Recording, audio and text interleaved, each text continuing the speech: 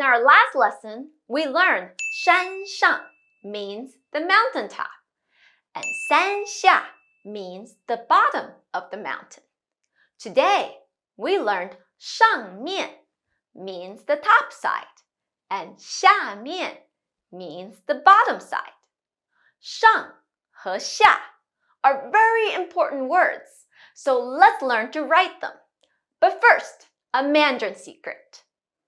The hint of this secret is an arrow.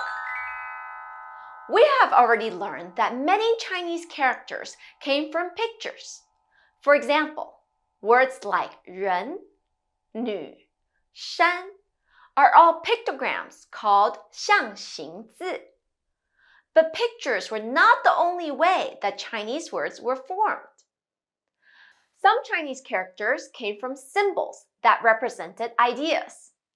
For example, an arrow pointing up tells us to look up, while an arrow pointing down tells us to look down.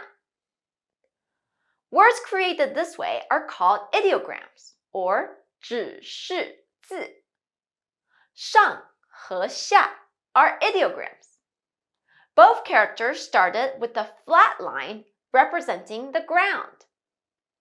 A dot on top meant the top, while a dot below meant the bottom. Over time, these words evolve into the characters we have now for 上和下. To write 上, we start with a vertical line, 上到下. You can think of this as the trunk of a tree. Then we draw a short horizontal line about halfway through the vertical line. This is like a tree branch growing out of the trunk. Finally, we draw a longer horizontal line at the bottom, 左到右. This represents the ground where the tree was planted. You can even imagine 小鸟 sitting on the tree branch. Now you try.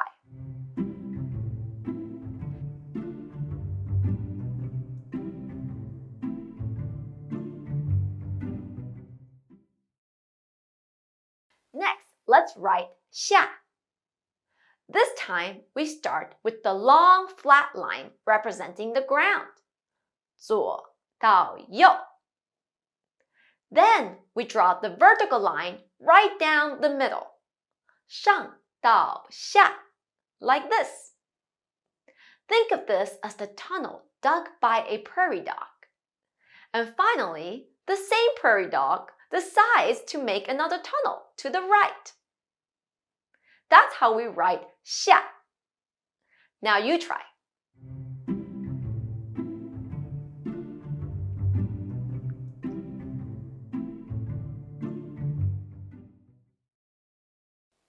Just like that, we've learned to write 上和下. Not too bad, right? I think we're ready for today's homework.